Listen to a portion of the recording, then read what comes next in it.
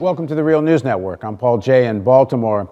Secretary of State John Kerry has been very active on his Syria file. So today, on behalf of President Obama, who has been very clear about the stakes in Syria, I am proud to announce that the United States of America will be providing an additional $60 million immediately in non-lethal assistance to support the coalition in its operational needs day to day as it continues to organize and work for the political transition that we all want to see.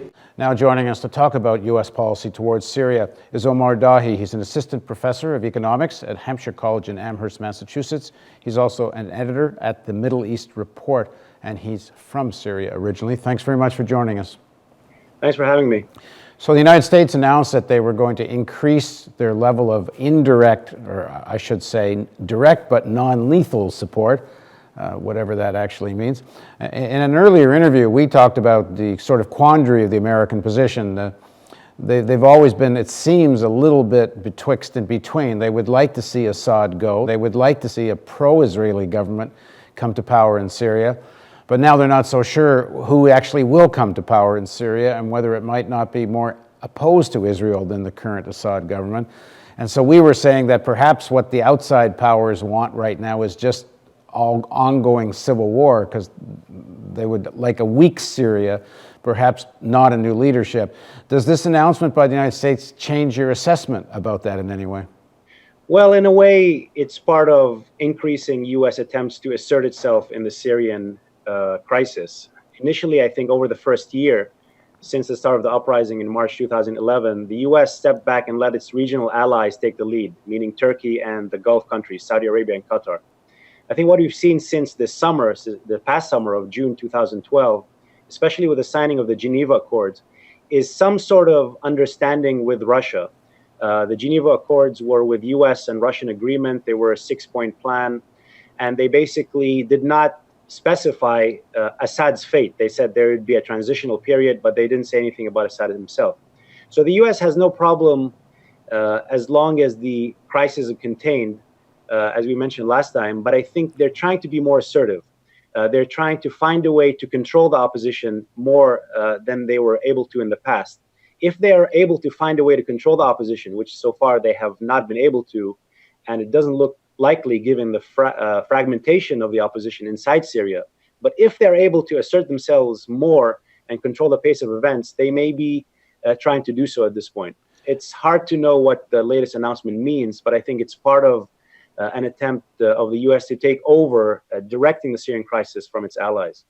And the meetings that took place recently in Rome, I think, what came out of all of that? Well, basically nothing major came out of them other than the fact that the Syrian opposition council that recently formed, thinking that as soon as they formed, they will get massive aid from the U.S. and its allies as soon as the coalition was formed, but that aid did not materialize. So the Rome meeting was a desperate attempt by the Syrian opposition to ask for aid, and in particular, what the Syrian opposition is viewing, at least up until the last 2 days, was a stalemate in the fighting and a drying up of the resources of the rebels inside Syria. Now, the slight change that happened over the last 2 days was that the rebels were able to take over Al-Raqqa province, which is north central Syria along the Euphrates. This is the first province in Syria that is now completely dominated by the rebels. Nevertheless, we've seen a stalemate in the fighting, a drying up of the resources of the rebels, and the Rome meetings were a desperate plea for help by the National Opposition Council. How are the rebels able to control a whole province? The Syrian army has not fractured that much, has it? I know there's been a fair number of desertions, but my understanding was the Syrian army was still mostly holding together as well as its high command. How are the rebels able to do such a thing? So far, they haven't been able to do it very successfully, and the evidence is that after 2 years of fierce fighting, this is the first province that they've been able to take over completely. Nevertheless, there seems to be an evolving military strategy by the regime, which is to withdraw into certain geographic locations, starting in Damascus in the south, moving up to Homs in central Syria, and up to the northwest towards the coast, of clearing those zones and making them areas of solid control for the regime. I think the regime seems to have, at this moment at least, given up on controlling large parts of the Syrian territory because they've been subjected to constant guerrilla attacks. What they've resorted to doing is withdrawing from these areas and bombing them from the sky. Even last couple of weeks, there were many reports of Scud missiles being launched from Damascus into Aleppo, causing massive damage. So the Syrian army is mostly intact, at least since over the past year. There haven't been major defections, particularly no defections in the top, but they have evolved their military strategy on seizing certain areas and letting go of others. It suggests, I mean, from what I know of guerrilla warfare, this suggests that there has to be a fair amount of popular support for these guerrillas, in spite, you know, Assad wants to make this look like there's just a few marginal fighters out there and most of them are foreigners and all this. But I don't see how guerrillas take over a whole province unless they have a fairly extensive popular support. Yes, in many areas they have extensive popular support. In other areas they did not have the support. For example, in Aleppo, you did not find that kind of support from the residents of Aleppo, who did not want to be dragged into a fight they knew would be very destructive. I mean, many of the areas have really, even though they initially supported the rebels, they have gone to resent them because of the fact that every time the Free Syrian Army or the rebels enter an area, they know there will be massive retaliation by the regime and that area will be destroyed. And the regime has been doing that on purpose to make the costs of basically joining the rebels or sustaining the rebels prohibitive. Nevertheless, in the vast majority of the rural areas of Syria, the rebels have tremendous amount of support. It's not at all the way the Syrian regime tries to paint the picture, of course, of scattered armed groups. There was no way that they'd be able to basically sustain this level of fighting. Wasn't there a popular support and really, unfortunately, in many ways, an unlimited supply of young people willing to fight against the regime, many of whom initially may not have been opposed to the regime, but as a result of the massive repression, turn against it. And to what extent are the young people joining involved in the sort of, you could say, the Islamic or militant Islamic sections of the fighters, or is it kind of spread out throughout the various types of units, guerrilla units that are fighting? Well, it's spread out. Initially, there was the formation of the Free Syrian Army, which was mostly defected soldiers from the army, former soldiers, and other people who took up arms to initially defend themselves and then launch guerrilla attacks against the regime. But what we've seen since February and March of 2012 is the rise of the Salafi Jihadi groups, many of whom came from outside Syria. Some of them were in Iraq. Some of them had originally traveled from Syria to Iraq to fight the US invasion. And in many ways, Jabhat al-Nusra itself is viewed by many inside Syria to have been basically, with the aid of the Syrian intelligence themselves in 2003 and 2004, traveled to Iraq to fight the US occupation. Nevertheless, what we've seen over the past year is that the Salafi Jihadi groups are the most disciplined and the most skilled fighters. They have long experience. They are effective. Of course, they're very brutal and they're very ruthless. And many of them really don't care about civilian casualties at all. But given the lack of ability of the Free Syrian Army to make progress against the regime, we've seen an increase of the popularity of these Salafi Jihadi groups, so much so that the borders between them and the other Free Syrian Army are very porous. Many groups claim to be Salafi and Jihadi just to attract funding, because that's what brings funding from the Gulf. Many groups, many youth who were really alienated from the ability of the Free Syrian Army to make headway now find these determination and effectiveness of these Salafi groups appealing. Of course, this is increasing the radicalization and the sectarianization of the conflict itself, but it's part of this evolving dynamic of the uprising.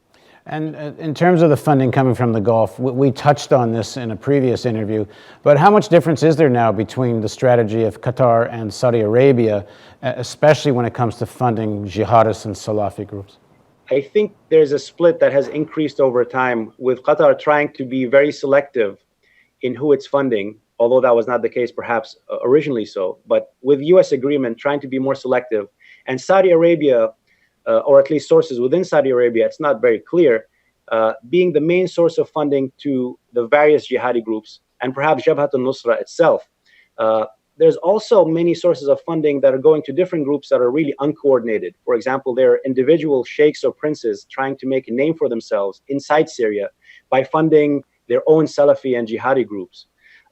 There was a recent article in the London Review of Books by the Guardian correspondent that talked about how to form your own jihadi group, and it's basically you can gather some funding, pick a few fighters from previous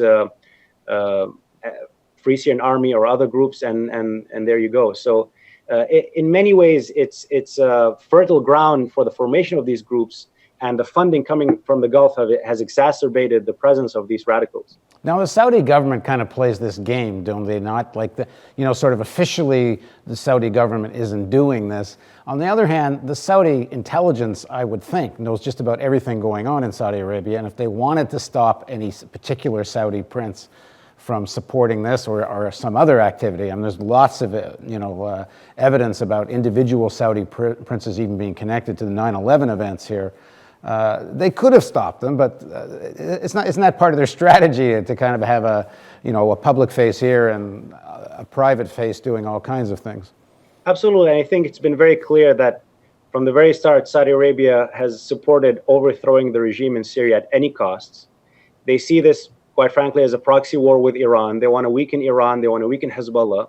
And the recent increasing hostility between some Free Syrian Army groups and Hezbollah, in fact, some possible attacks on Hezbollah troops that the Free Syrian Army claimed are inside Syria, may be a further push to show that really this funding is being directed mostly at destroying the regime at any cost, with really no regard to what's happening inside Syria itself. It's a proxy war. Yeah, and in fact, if groups came to power in Syria that were more antagonistic to Israel, I don't think Saudi Arabia minds, not from the point of view that the Saudis are really antagonistic to Israel, because I think they have all kinds of backdoor dealings going on with Israel, but it gives them another card to play. Oh, we'll control these guys that are in Syria now. You're going to need us even more. It gives the Saudis even a more prominent role in the situation. And here's where you see, here's where you see the divergence between U.S.-Israeli interests on the one hand and Saudi Arabia on the other hand.